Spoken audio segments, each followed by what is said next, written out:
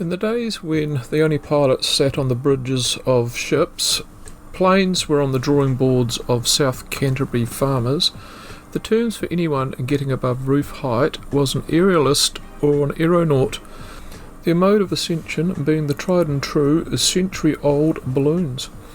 Hot air balloons were the closest one could get to flying like a bird in the late 19th century. Auckland-born 29-year-old David Mahoney was one of a new breed of balloonists, earning a living as a touring daredevil.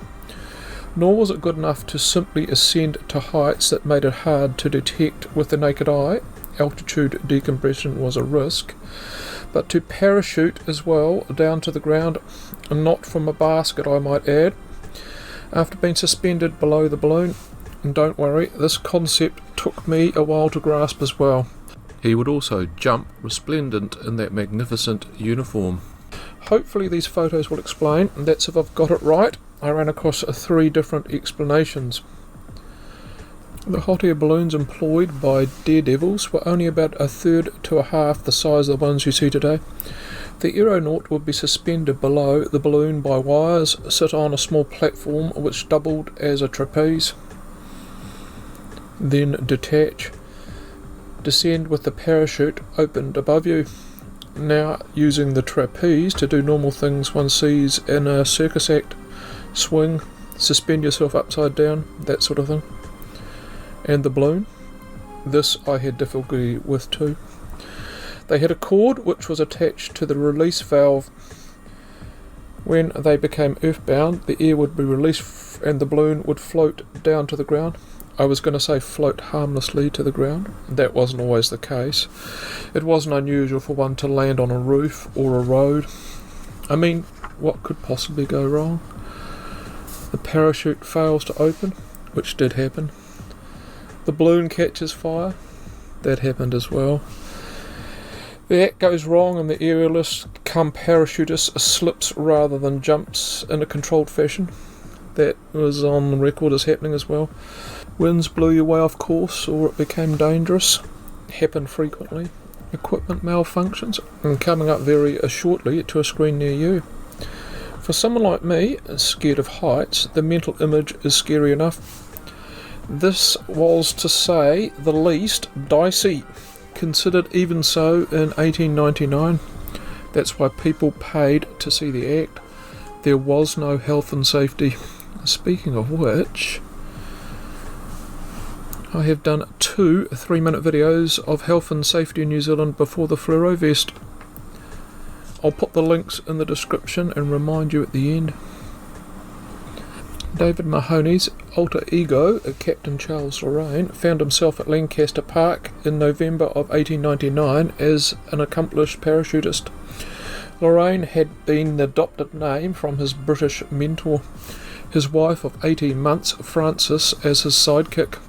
Now before you go thinking Mrs. L was a Victorian shrinking violet, a mere bookmark, she jumped on occasions as well, tandem with her hubby, under her maiden name Miss Frances Jurish. I don't suppose the term "we do nothing together" ever passed her lips. Give their advert a good squiz, particularly the bottom bit.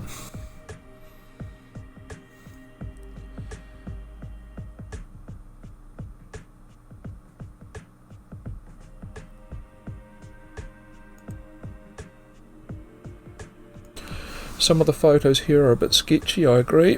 Christchurch was part of his return journey back to New Zealand, having cut his teeth overseas. His flight that day would be his 3rd one in Christchurch. On your screen is a photo from the first day. The other 2 had gone as planned except for crowd logistics. Rather embarrassingly for the venue, most punters got in for free. Eyeballed the act from outside the official cordon, much to the embarrassment of the then mayor. A 3rd unscheduled flight was quickly agreed to. Security beefed up midweek on a Thursday. To bolster crowds and to attract repeat business, Captain Lorraine boasted he would go up further in New Zealand than anyone had gone before. 20,000 feet. Could be wrong on this. Looking on the Guinness Book of Records, I couldn't locate any official record for skydiving without oxygen. Google indicates unpressurized above 14,000 feet, you will get more than your ears popping. Hypoxia. Organs such as eyes, ears, lungs and heart are adversely affected at that altitude. That's before we even get to what's between your ears, the most vital organ we possess. Your average jet flies at 35,000 feet. Plane I was on board between Christchurch and Wellington this week was spinning along at 10,000 to escape the weather. Surviving at 20,000 foot without oxygen is a death-defying act in itself. Before we even get to the parachuting part, and probably why the team at Guinness Book don't want to encourage modern-day thrill-seekers. The highest he'd gone so far on this tour of the main centres was 7,000 feet above Auckland. And that's the photo taken there. Now back to the 2nd of November 1899.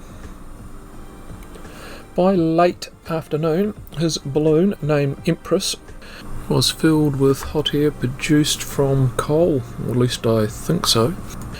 This was a gradual process, sandbags being added to stop any early performances, and by the time it was fully inflated there were up to 20 or so helpers surrounding the balloon, steadying it with guy ropes, for want of a better term.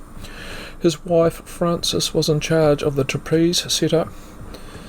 In the background, the brass band played Rule Britannia as Charles stepped through his crew and took his position on the frame below the balloon, as he had done 100 times before throughout Great Britain and Europe, before announcing to the crowd, "Now then, gentlemen, let her go."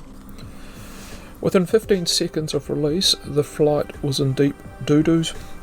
The crew were trying to grab the longer guy lines to pull it down, calling for Lorraine to abort. This is why. The parachute had broken free, opened and lay suspended upside down. This is an actual picture of the unfolding events and paints some gravity upon the situation. Lorraine did try and pull it up, clearly an impossible task given the weight of the expanded canopy full of air. All he succeeded in doing was releasing it, and it drifted harmlessly to the ground. There's a second photo to follow up, or picture, of that. His only hope now was to release the air from the balloon, only that release mechanism was attached to the parachute. Then the situation went from bad to worse. A nor'wester wind had begun gaining strength. At the same time he was gaining height, he was getting blown eastwards towards the ocean 10 kilometres away. This was no longer a performance. A life and death situation was unfolding. The last time he could be seen by those on the ground, he was spotted climbing upwards and frantically grabbing hold of the envelopes outside netting in an attempt to deflate it. The road that led him to be fighting for his life over Christchurch had started when he first left New Zealand, playing lead roles in Australia in touring productions of Gilbert and Sullivan. The first time he went up in a balloon was in England in 1892, catching the bug, and he became a professional performer the year after, touring France and Germany for the last 5, traversing the English Channel twice, flying above the Alexandra Palace in London in 1898. The same year he returned to New Zealand and got married in Auckland, and was doing what he had done before, only wooing home crowds. The crowd and authorities saw the balloon and an aerialist being blown out to sea, and the local search and rescue, you are literally looking at the closest one on your screen, were soon on the hunt. The balloon envelope was spotted approximately 10 miles off Littleton Heads in the water. A search in the waters surrounding its last approximate position produced nothing. No balloon and no Charles Lorraine, alive or dead. The strapping David Mahoney, aka Charles Lorraine, became New Zealand's first aerial fatality. His uniform, those balloon badges on his Ravel or lapel are way cool.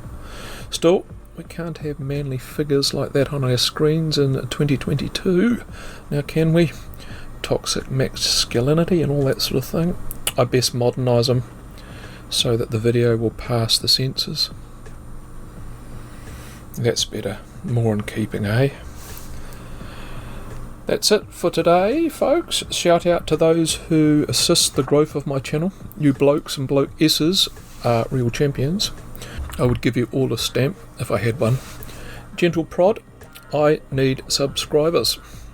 And it's one of those few things in life you can get for nix. Next up is 3 minutes of the days before work safe, walk in the bush safe, or balloon safe, more things. Health and safety part 1, which should continue on to part 2. If I've stuffed it up and there's no pop-up on your screen, I'll stick them both in the description. This channel, of course, is an ongoing example of never letting old people net technology. Bye for now.